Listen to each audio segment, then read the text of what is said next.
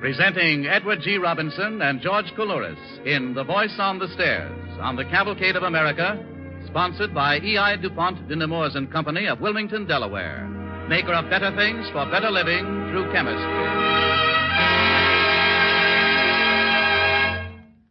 Before we begin our play, here's a timely hint for those who plan to redecorate a room in their home this fall. Speed Easy Wall Finish, one of DuPont's better things for better living, will help you do it the most economical way. Most rooms can be redecorated for less than $3 because in one quick coat. It thins with water and dries in an hour. Save with Speed Easy. It's speedy, it's easy to apply. Speed Easy Wall Paint, made by DuPont.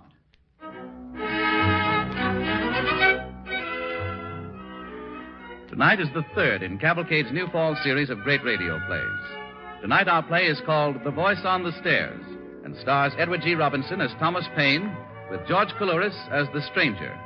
In later weeks, Cavalcade will bring you Bob Hope, Jerry Colonna, Francis Langford, Clark Gable, and many others. Maxwell Anderson's great play, Valley Forge, and Norman Corwin's The Girl Lincoln Loved.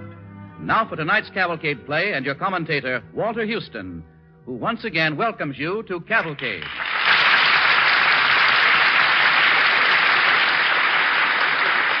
Good evening, and welcome indeed to Cavalcade. I want to talk tonight about a man who spoke to men and women from the depths of his heart. A man whose voice was the voice of every other freedom-loving man and woman of his time. He had a real name that we know, but men didn't call him by his real name. They called him by another, a nickname, Common Sense. He was a jack of all trades, corset maker, weaver, cobbler, and yet, before he died, he was the hope and heart and the mind of a hungry, tattered army that had very little except hope to fight with. And when even hope failed, he made a weapon for them out of their despair. Speaking of that future men loved beyond themselves, saying, "If there be trouble, let it be in my day, so that my child may have peace." That speaks the thoughts of many of us even today, in the year of 1944.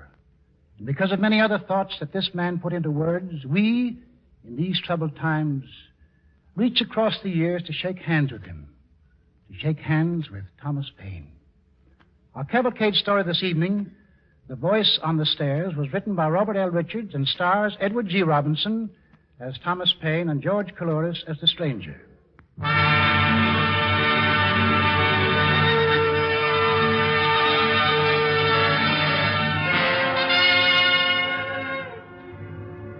We go tonight to meet Tom Paine in New York in the year 1809 in an upstairs room in a little house on Grove Street. He lies sick and bedridden, waiting for the darkness to come. His housekeeper, Madame Bonneville, speaks to him. Are you quite comfortable, Mr. Paine? Yes, quite, Madame Bonneville, quite, thank you. Is the front door locked? Yes, Mr. Paine. Good.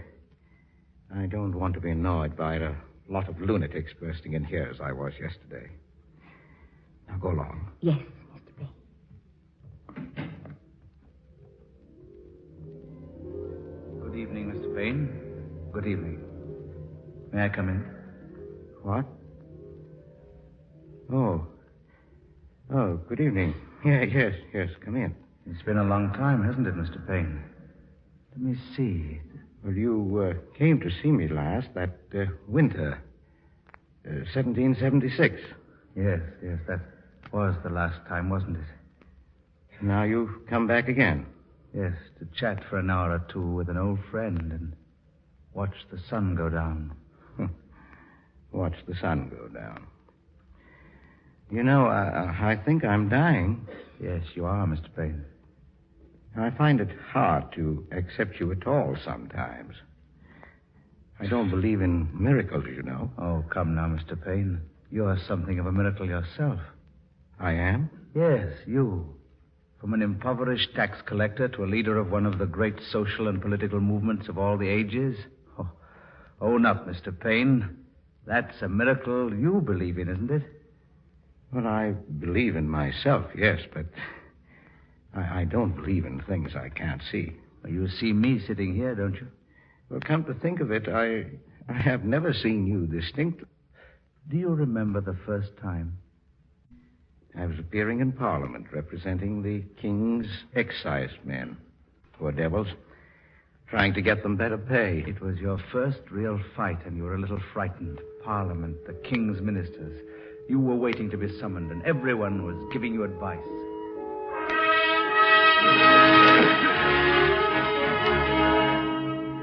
Now, Tom, don't forget, when they take you before their lordships... Yes, I know. Bow and scrape. Well, Tom, that's how it is. That's how it's always been. Well, you do want me to mention, I suppose, that if we don't get better wages, we shall starve. To be sure, Tom, to be sure, but delicately. Yes. Shh. Mr. Thomas Paine. I am Mr. Thomas Paine. Their lordships will see you now, Mr. Paine. Thank you. Remember how, Tom? Delicately. This way, please. Remove your hat, please, Mr. Paine. Oh. My lords and ministers, the petitioner, Thomas Paine. Step up, Mr. Paine, step up. Be as brief as possible. I shall be brief, my lords. In all loyalty and in all humility, His Majesty's officers of excise wish to call to your lordship's attention the fact that their wages set by law nearly 100 years ago have never once in all that time been readjusted. It is no longer possible for these officers to live modestly as honorable, self-respecting men on what they now receive. Well, for myself, I'm disinclined to hear more. If the salaries of these officers have been adequate for nearly 100 years, it's the most powerful of arguments that they are still adequate today. Am I right, my lord? Quite right. Very definitely. Yes. I think that will be all, Mr. Paine. All? Am I to understand, my lords, that this is all you have to say? Do you question our verdict, Mr. Paine? Question it? I not only question it, I question your right to render it. And before God, I shall find out one day how it is that some men are born with the right to enslave others who may not even question their enslavement. Mr. Paine, you may consider your service to the crown at an end as of this day. I had already so considered it. Well, how was it? Will the old boys give us another quid or two? They'll give you nothing. But what did they say? They said that what was good enough for your great-grandfather is good enough for you. I'm sure they said no. Well, come along, lads. We'd best be getting on. I'm sorry that I failed you. You did the best you could, Tom. We'll see you back at Lewis, then? Yes, I suppose I shall be back.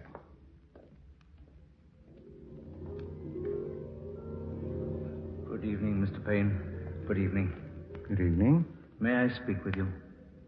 It's so dark, I'm afraid I don't recognize you. No matter. I'm sent by a countryman of yours. A countryman of mine? Yes, an American, Dr. Benjamin Franklin. Oh, well, then you mistake me, sir. I know Dr. Franklin, but have never been an American in my life. But you have been thinking about going to America, haven't you? Oh, yes. I know a good deal about that country, Mr. Paine. Well, Dr. Franklin has spoken to me somewhat about America. Yes, but I flatter myself that I know even more. Oh, don't misunderstand me, but you see, I have a curious knack of knowing what men will feel tomorrow. You're something of a prophet, then. Well, in a small way, yes. Who are you? Time enough for that. The point is that you have been wishing that there were others who believe as you do, and that you might find them. Yes, I have wished that with all my heart. Suppose I were to tell you that there are such men in America. Who are you? You come to me speaking in riddles. How am I to believe that... Because, Tom Paine, you are a man who knows the sound of truth. Listen. In their hearts, the men of America are saying this to each other, that all men are created equal, endowed by their Creator with certain unalienable rights, life, liberty, and the pursuit of happiness. Do you believe that, Mr. Paine? Why, it is enough to be a battle cry for a whole new race of men. Someday it will be. If I only were sure that this is not a dream. Oh, it is a dream, Mr. Paine. But every forward step that men have ever taken since they lived in caves has started as a dream. Would I meet you again in America? Oh, often, I think. Remember, Mr. Paine, I promise nothing. But this can be a beginning, if you wish it. I do wish it. Then, Mr. Paine, there is a ship called the London Packet leaving Monday week for Philadelphia.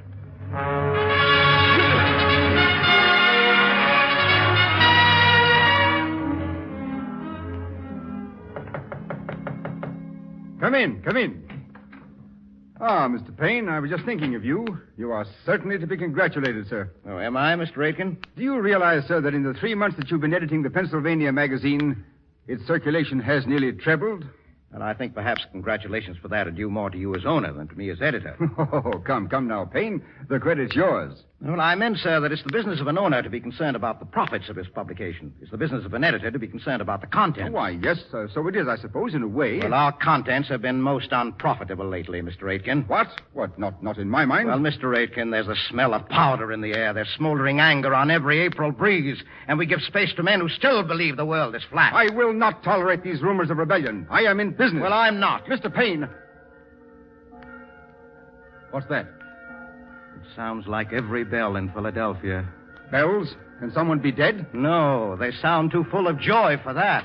Mr. Payne, Mr. Aiken, there's been a battle. A rider has just come. The Redcoats fired on the Minutemen at Lexington. Oh, good heavens. But who won? Our men drove them back, sir.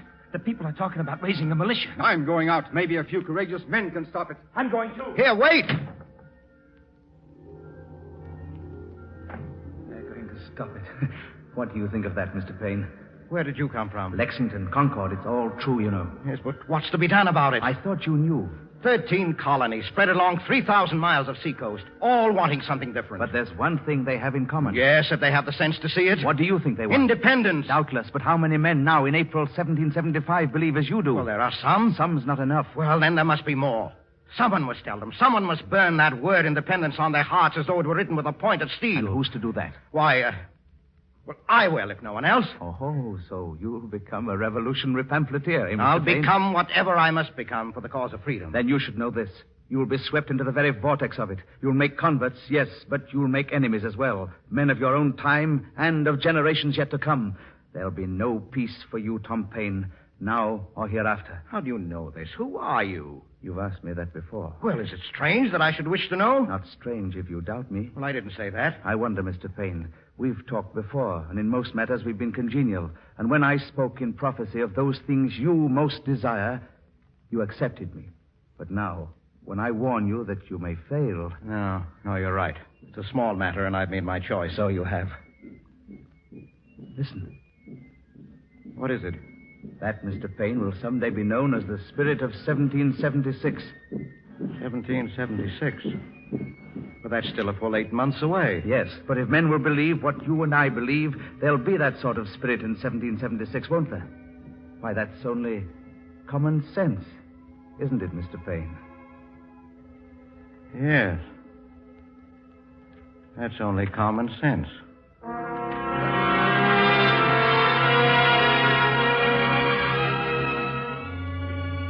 You were listening to Edward G. Robinson and George Coulouris in The Voice on the Stairs on the Cavalcade of America, sponsored by E.I. DuPont de Nemours and Company of Wilmington, Delaware, maker of better things for better living through chemistry. Once again, here is Cavalcade's narrator, Walter Houston.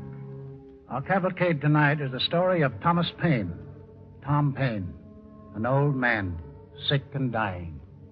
He's been spending his last hours with a strange, yet dear and familiar friend, recalling with him his journey from England to America in search of liberty, and recalling, too, the days when rebellion flared at Lexington and Concord. And he, an unknown writer, fanned the flame with his first great revolutionary pamphlet, Common Sense. As our play continues, the stranger speaks to Paine. Common sense. They never thought at first that the obscure editor Tom Paine wrote that pamphlet, Common Sense. But the words went ringing through the countryside like an alarm. Do you remember those days, Tom Paine? No more metaphysics now. Bring the doctrine of reconciliation to the touchstone of nature, and then tell me whether you can hereafter love, honor, and faithfully serve the power that hath carried fire and sword into your land. But if you say you can still pass the violations over, then I ask, hath your house been burned, your property destroyed, your wife and children destitute? Have you lost a parent or a child? If you have not, then you're not a judge of those who have. But if you have, and can still shake hands with the murderers, then you're not worthy of the name of husband, father, friend, or lover. You have the heart of a coward and the spirit of a sycophant. They listened. Yes. They listened. And they believed you, Tom Paine, and they fought for independence. But even that wasn't enough. 1776, the fall of 1776. Do you remember that? You were with the army of General Washington. What was left of it? Poor wretches, driven through the mud and sleet of northern Jersey, hungry, freezing, and disheartened. And one night, the blackest night of all, you sat with General Washington.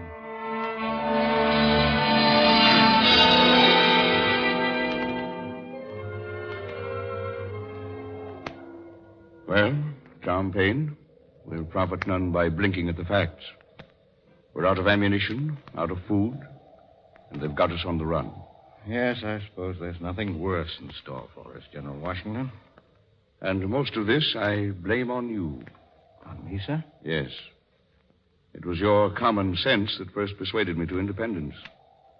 And I tell you that not for 20,000 pounds a year would I endure what all of us have endured for faith alone. Well, the worst of it is that so many desertions. Yes, a whole company today. Where do they go? Home, I suppose, if they've still got homes to go to. Well, it's hard to blame the men, sir. No, I don't blame them. I can't. Well, I'll leave you now, Mr. Paine. Maybe tomorrow. Yes, sir. We'll talk tomorrow. You staying up a while? Yes, I am, sir. I want to think. Well, good night, then.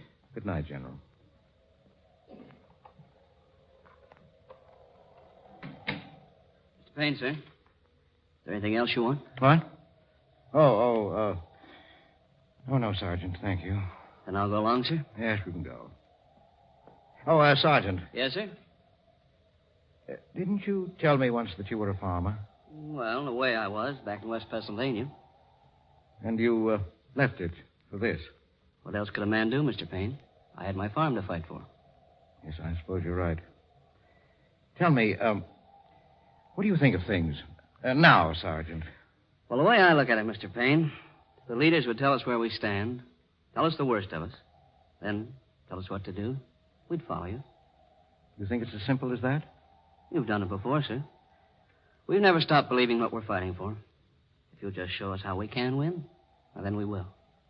Tell them how they can win. Is there anything I can bring you, sir? Yeah, no. Thank you. Then good night, sir. Good night.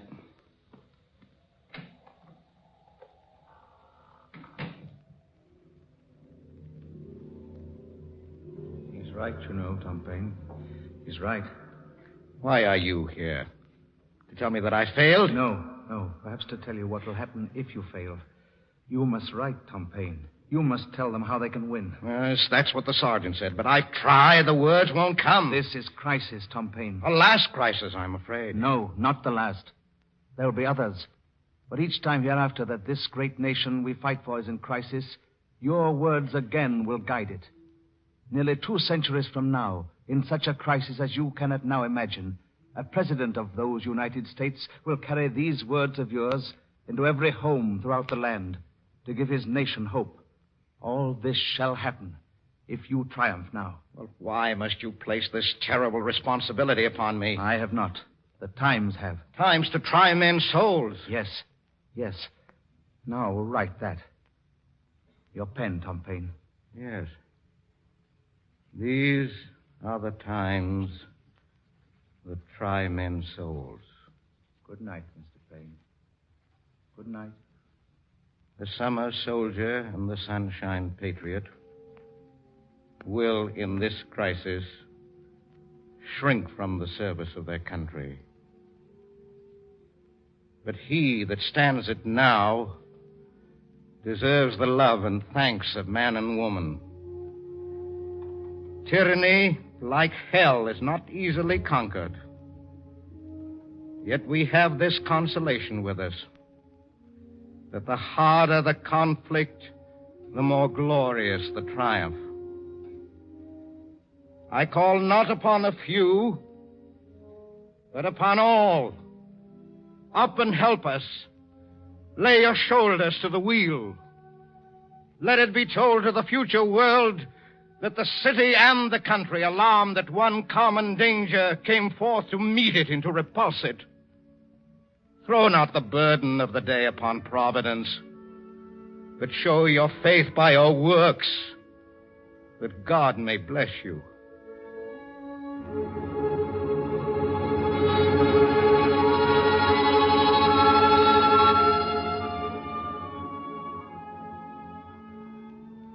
They listened. And now, Mr. Payne, after so many years, I find you here, bedridden and of a certain age. Yes, and dying. Yes. But you have no regrets. No, none. And you're satisfied with all that's passed between us? Yes. And yet you never told me who you are. Oh, I think you know, Tom Payne. I think I could guess. I think you are what I have aspired. I think you're all I was, could be, and am. And will be. Now the day is over. The sun's gone down. Yes, at last the darkness comes. Are you ready? Yes. Give me your hand. Where are we going? Into another time. Another time? I'm old and spent. Will there be a place for me? A place for you? Always, Tom Payne. As long as men love freedom, as you have. So long as that? I'm most grateful to you.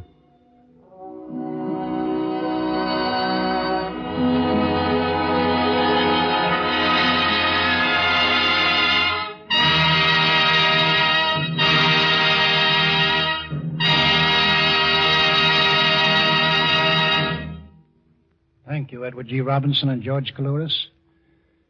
In a moment, I want to come back and tell you about next week's Cavalcade play, but right now, here's Gain Whitman speaking for the DuPont Company with some timely advice for you. It's about how to take care of your car this winter. Carpooling has become a vital necessity. Our government has requested that each of us, using automobiles going to and from work, devise the best methods for pooling the resources of the cars available to conserve gas and rubber. This is the only way that these essential war materials will last longer and go further. The number of cars on the road has declined to a low of 24 million. Our stockpile of new vehicles has been reduced to less than 30,000, a pre-war 3-day supply. The transportation experts estimate that if the total number of cars on the road drops to 20 million, a breakdown in essential transportation can be expected. How much older is your car than it was a year ago? 1 year older? No, a lot older than that, because it's wearing out faster now. You can be proud of your car, proud of the American know-how that made it so well, and proud of yourself for keeping it in good shape. That old car of yours will just have to keep on going till the war is over. Just the same, your old car is wearing out fast. There were nearly 30 million automobiles in the United States in 1941. There are fewer than 24 million today. And the very people who use the greatest number of automobiles, farmers and industrial workers, have the oldest cars, somewhere around 8 years old on the average. So be careful. Freezing weather is on the way in many parts of the United States. To keep your car from being damaged, you must protect the cooling system against freezing. Ask your local dealer or serviceman to install a good antifreeze now. And before he puts it in, have him do these 6 things. First, clean the radiator of clogging rust, scale, and dirt. DuPont Cooling System Cleanser is especially designed to do a good job of this. 2, check the hose connections for leaks. 3, check the water pump to prevent leakage and air suction. 4, make sure the cylinder bolts are tight. 5, make sure there are no air traps in the heater lines. 6, check the fan belt for slippage. If you drop us a postcard, we'll send you, free of charge, a booklet entitled Take Care, covering all of these points and others. Take Care tells you why water in some parts of the country causes more rust and scale, how you can get the most heat from your car heater, and what kind of antifreeze you should use. Write to the radio section, DuPont Company, Wilmington, 98, Delaware.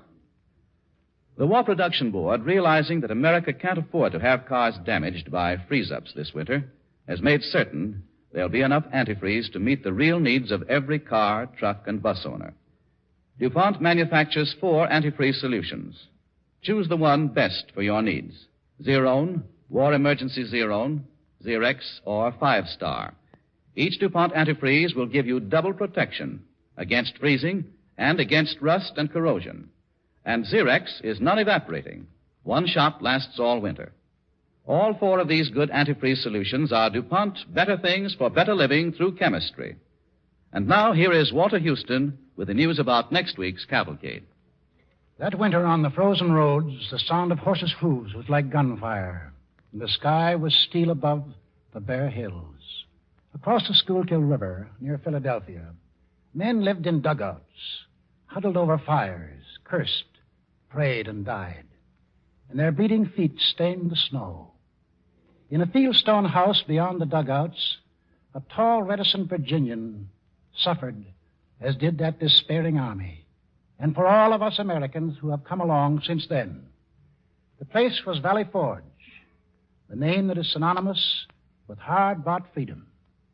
It was the winter of 1778. The man was George Washington. Next week, Cavalcade brings you this immortal story in Maxwell Anderson's magnificent play, Valley Forge. And I have the honor of portraying General Washington. I hope you'll be with us. Thank you.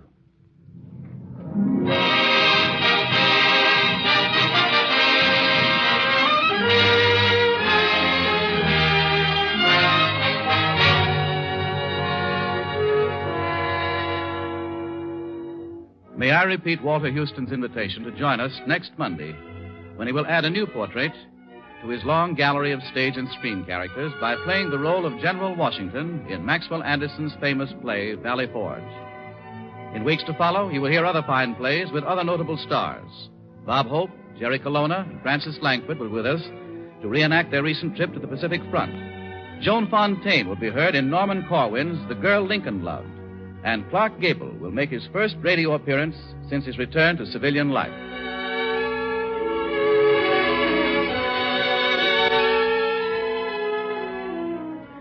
The musical score on tonight's Cavalcade was composed and conducted by Robert Armbruster. The Cavalcade of America, sponsored by E.I. DuPont Dinamores and Company of Wilmington, Delaware, invites you to be with us again next week.